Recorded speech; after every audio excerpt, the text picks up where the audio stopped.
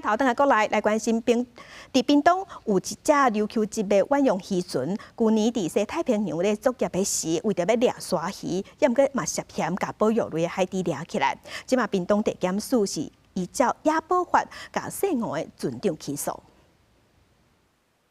海巡人员甲检方趁渔船回港前船所查，一只登记伫琉球渔会的远洋渔船，去年6月伫西北太平洋海域作业的时阵，垃圾2级保育类海底佟用海底货肉成沙鱼。屏东地检署2时侦结，以野保法起诉涉案的船长，7个1年级渔港是原起诉。无姓被告为资深船长，对海洋保育规定应最为明晰，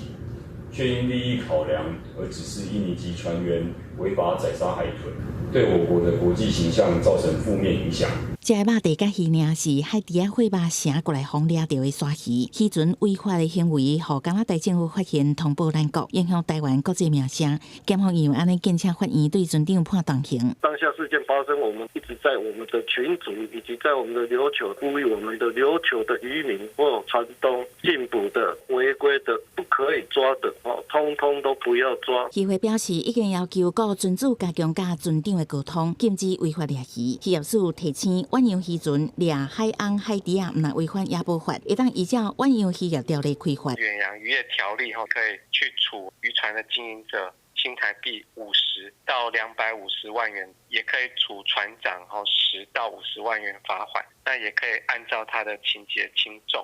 来收回渔业证照。渔船违法掠到海岸海底毋是头一个发生。渔业署表示，远洋渔船逐年申请作业许可的时阵，拢会做相关的审核，也会宣导意外掠到的处理流程，提醒业者若是无细日去掠到，一定要依法通报，以免触法。记者综合报道。